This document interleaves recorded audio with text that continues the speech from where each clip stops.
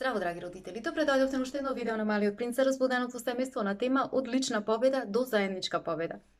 Кога можеме да ја увидиме моќта на реинтерпретацијата, односно моќта на еден поинаков пристап спрема децата, на тој начин ние ќе можеме и да ја промениме динамиката со нив, особено кога е случај со конфликтите, затоа што за нас родителите конфликтот е жешко столче, токму поради тоа што ние не поседуваме вештини со кои што би можеле да се справиме со конфликтите со нашите деца на еден здрав начин и реагираме на агресијата на нашите деца најчесто со еден страв кој што е во истолкав интензитет колку што е нивната агресија кога ни бараат одредени барања и тогаш се чувствуваме под притисок, прибегнуваме кон една состојба на контрола која што за возраст придонесува децата да стануваат уште поагресивни или пак уште повеќе да се затвораат пред нас. Што значи дека се додека ние сме фокусирани да имаме своја лична победа во односот со децата, се до тогаш ние ќе губиме во врската со нив, а кога ќе одлучиме се повеќе да го напуштаме тоа чувство на супериорност, целосно решиме да ја прифатиме заложбата за победа на двете страни, тогаш ќе видиме колку децата се чувствуваат моќни во нашето присуство и значи колку повеќе почнуваат да се отвораат со своето срце, со својот ум за наше поголемо влијание. Интересно е како ние размислуваме за агресијата на нашите деца, никогаш не можеме да ни дојде до сознание, да дојдеме до сознание дека всушност тоа представува една одбрамбена или заштитна реакција спрема нас и кога ние ова ќе го дознаеме, ќе можеме да му овозможиме на нашите деца да се вклучат во една состојба на свесност кога сме во едни конфликтни моменти со нив. Вторката ни дава неколку знаења кои што треба да ги интегрираме како родители, да ги внесеме во секојдневниот живот, во односот со нашите деца, доколку сакаме да ја префрлиме енергијата на конфликт во енергија на партнерство. Тоа се следниве знаења. Прво, агресијата е всушност форма на одбрамбеност. Второ, децата се спротивставуваат на родителската напаѓачка енергија со тоа што напаѓаат назад. Трето, конфликтот е неизбежен кога е помеѓу две силни личности. Понатаму четврто, конфликтот е природен кога најблиските живеат заедно. Конфликтот исто така може да биде здрав, меѓутоа доколку правилно се обработи. Конфликтот овозможува да се создаде диалог. Конфликтот исто така може да дозволи двете страни да ги изразуваат своите чувства и емоции и мисли. И конфликтот може да помогне да се усогласат односите од двете страни. Значи, ние наместо да ги разбираме конфликтите, барањата на нашите деца, агресивноста нивна, толку лично, кое што ќе доведе да се чувствуваме загрозени, ние треба овие изрази на волја кај децата едноставно да ги гледаме како еден показател на нивна храброст, на нивна доверба во нас, на една автентичност, уникатност и отвореност. И кога вака ние ќе ги гледаме нашите деца, можеме да ја искористиме оваа енергија за да продолжиме врската со нашите деца. Авторката Шефали ни дава два примери каде што можеме да споредиме конфликти во традиционалната размена со конфликти со редефиниран начин, односно свесен пристап. Првиот пример на конфликт е кога тинејџерот сака да остане надвор до доцна, родителот не се согласува. Традиционалната размена би била кога родителот поставува полициски час, тинејџерот се лути и родителот е или приземјен или попушта и следуваат едни чувства на огорченост, на фрустрација, на лутина, исклучување од двете страни. Редефинираната размена би било кога родителот ја користи можноста да се вклучи во еден искрен разговор со своето дете. Значи, тој му вели, можеби ние нема да се согласиме по однос на ова прашање.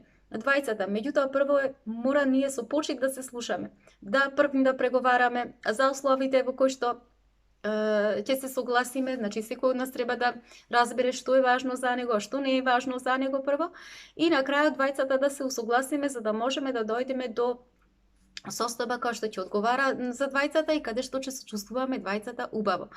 Значи, секој го изложува својот случај, секој го гледа гледиштето на другиот, иако не се согласува со него, и после многу расправи, многу предлози, многу карања, значи и тинејџерот се согласува на одредени услови, например може да се согласи да се врати еден час порано или пак да го ги заврши претходно сите задолженија, за тој ден може да излезе еден сат повеќе.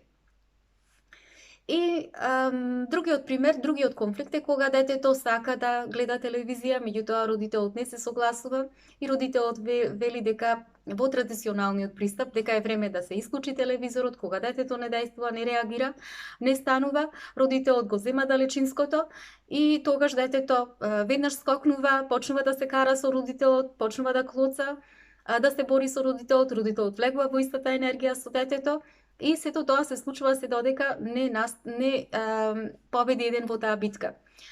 Редефинираната размена или свесниот пристап би било кога родителот ја гледа оваа состојба како една добра можност да го научи своето дете на уметност или на вештина од преговарање во конфликтна состојба. Значи, му вели на детето, ти го сакаш ова, например, под А, јас го сакам ова под Б, ајде да направиме еден план С, кој што ќе не направи двајцата среќни. И за да, дали имаш ти некаква идеја, значи, двајцата одлучуваат да влезат во една победничка атмосфера, во која што ќе се чувствуваат во ред со тоа. Значи, иако за ова е потребно време и напор, меѓутоа и родителот и детето се подготвени да соработуваат еден со друг. И би можеле, например, родителот би можел да рече, јас се согласувам уште 10 минути да гледаш телевизија, или дали ти се согласуваш со тоа, или јас се согласувам да ја догледаш целото шоу, меѓутоа после тоа до крајот на вечерта нема да можеш да гледаш телевизија, или можеш да го гледаш до крај телевизиското шоу, ама после тоа да читаме 30 минути за она која што имаш послаби резултати. Значи, детето ќе цени дека е вклучено во одлуките, размислува, дека може да размислува што да одбере, одредени опции, а дури може и самото да одлучи, да дојде до некој друго решение со кое што ќе се согласи родителот, меѓутоа битно е двете страни да се чувствуваат на крајот дека се задоволни од исходот. Што значи дека ние како родители треба да избегнуваме да влегуваме во едни битки на контрола со децата и наместо тоа да ги контролираме, да ги охрабруваме нашите деца да соработуваат со нас кога има несогласување. Значи, ние бараме соработка од нивна страна, а не бараме компромис. Затоа што кога бараме компромис, ние едноставно настојуваме да се компрометираме самите себе си, што значи ние да се распродаваме до одреден, до овој или до оној степен. Најчесто мислиме дека е најдобро да направиме компромис, меѓутоа тоа е многу далеку од победничките решенија кои што се многу даваат многу подобри резултати кога можат да се постигнат со нашите деца. Затоа што компромисот пред се бара да се жртвуваме, да предадеме нешто кое што во моментот можеби не е многу важно, а кога преговараме на заеднички начин, бара сите одлуки кои што ги донесувам да одговараат за сите подеднакво. Значи, разликата е во тоа што наместо ние да бараме по секоја цена да го победиме другиот, со цел да му го окупираме просторот на другиот, ние едноставно преку соработката бараме како другиот сите, значи, да го добијат најдоброто од она што може да биде во договорот. Значи, во овој случај никој не губи во соработката, туку може да го добие најдоброто, да се исполнат најдобрите интереси за сите во самиот значи за секој поединец со договорот. Компромисот доаѓа од еден чувство на недостаток, додека кога соработката, кога вршиме преговарање со нашите деца, ние прифаќаме увидот дека животот всушност ни нуди едни бесконечни решенија бесконечни можности. Кога соработуваме, значи ние не чувствуваме, не поаѓаме одно чувство на недостаток. Зошто? Затоа што сме свесни дека универзумот за сите има доволно, може да не направи сите среќни, само ние треба да го најдеме начинот како да го манифестираме сето тоа. Значи, кога тргнуваме одно чувство на бесконечни можности, на бесконечно изобилство, ние сваќаме дека всушност имаме секакви опции, имаме бесконечни голем број на избори. И заради исто така заедничкото преговарање не подразбира дека по секоја цена треба ние да го зачуваме мирот, обично која што доведува до причина заради која што често голем број на луѓе се компромитираат себе си. Заедничкото преговарање всушност не го елиминира конфликтот, го содржи во себе и тоа подразбира колку подобро можеме ние да научиме да ги толерираме разликите на другите и да најдеме начини полесно како да измислиме начини за да дојдеме до едно заедничко решение кое што ќе одговара за сите страни. Доколку ние не можеме да го толерираме конфликтот и не се задоволиме со одредено решение, всушност ние се откажуваме на некој начин од некои работи кои што се битни за нас и што значи дека се одрекуваме од некои аспекти како личност од себе. И затоа погрешна идејата често пати кога велиме дека конфликтот е противречен на основно ниво, која е дефиницијата за конфликтот, тоа значи дека две лица само се насогласуваат и не се согласуваат, значи и како тогаш можеме да кажеме дека конфликтот е лоша работа, затоа што нормално е во животот ние за голем број на прашања да не се согласуваме, да имаме различни мислења. Тоа е најприродната работа во светот, да не се согласуваме околу голем број на нешта. Значи, и зошто да го сметаме конфликтот дека подразбира, дека мора да подразбира исклучување. Всушност, тој би можел да значи сосема спротивно.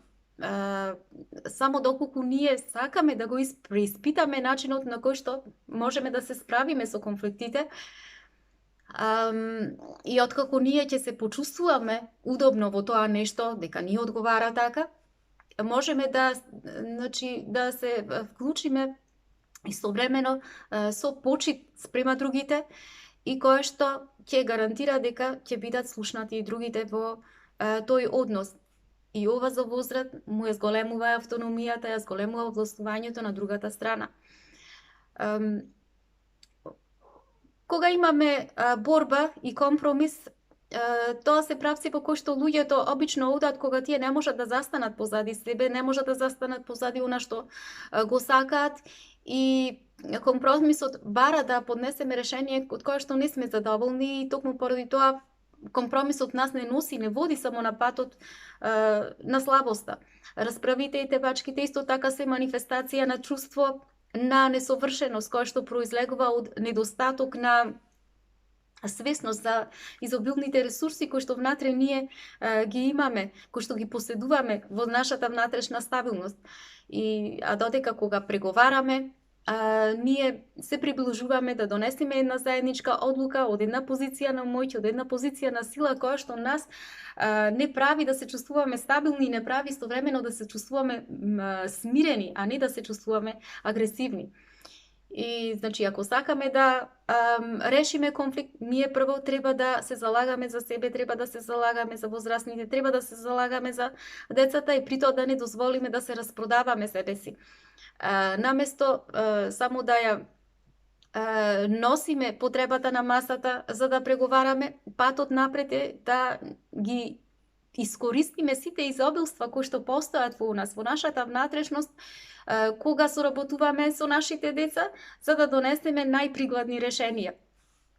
И, значи, кога доаѓаме од нашата суштина, од нашето изобилство, ние сме спремни да си го прифатиме целиот наш интегритет, кој што дозволува да можеме конструктивно да се справуваме со конфликтните ситуации, со тешкотите во тие конфликтни моменти. Значи, ние конструктивно се справуваме со тешкотите, а не се справуваме со личностите. Затоа што кога се фокусираме само на прашањата, на состојбите, а не на личности, работите тргнуваат напред по својот пат. Значи нема потреба ние да се држиме до некои фиксни позиции за да можеме да го зајакнеме нашето чувство за себе. Значи треба да бидеме ослободени од секаква потреба да се распродаваме и да бараме некои глупави и некои безумни барања за нашите деца, туку искрено и поштено да тргнеме по еден пат во односот со нашите деца, кој што ќе подразбира слободно да се чувствуваме убаво и да не се чувствуваме загрозени секогаш кога ќе треба да најдеме некои креативни решенија. И овој пристап, кога влегуваме во ваквиот пристап, невројатно е навистина колку брзо ни доаѓаат решенијата во онаму каде што до тогаш во традиционалниот пристап не сме ни мислеле дека ќе ги најдеме. Значи на прашањето исто така, што ако нема среден пат, што ако не постои можност за преговарање, простор за договор, кој е клучниот елемент? Клучниот елемент е во способноста на родителите да можат да постават цврсти граници и да можат да ги одржат тие граници. Во се друго, значи потребно е родителите да бараат да научат вештини, да ја научат уметноста во користењето на конфликтите за да создадат едни преговори за победнички услови во односите со децата и тие победнички услови да подразбираат подеднаква победа од двете страни. И кога родителите ќе го прифатат овој пристап, ги учат децата на многу вредни лекции. Една од највредните лекции е дека секој заслужува да биде среќен. Второ, дека животот не е фер, дека треба да се толерираат непријатностите, одредено отпуштење за да може да се добие нешто друго, дека односите представуваат партнерство, не представуваат диктатура, врските дека подразбираат постојано давање и земање, односите се безбеден сад во кој што можат да се изразат несогласувањата, дека несогласувањата не мора да доведат секогаш до исклучување, туку дека може да подразбираат и дополнително поврзување, уште поголемо поврзување, и дека гласот на секоја личност, особено на детето, мора и ќе биде слушната без разлика на содржината која што ја кажува во одредениот момент. Значи, кога ние ги учиме нашите деца на едни вештини, на една уметност за преговарање, истовремено ги учиме нашите деца дека не треба да се плашат од конфликтите и дека можат да научат како спонтано да влегуваат и да излегуваат од несогласувањата и истовремено да не се распаѓаат од страв во таквите моменти. Значи, учат да не придаваат лично значење на разликите, туку да можат да го прифатат фактот дека секој човек има различен пристап кон животот. Драги мои, тоа би било се за ова видео. Имајте убав ден, се гледаме.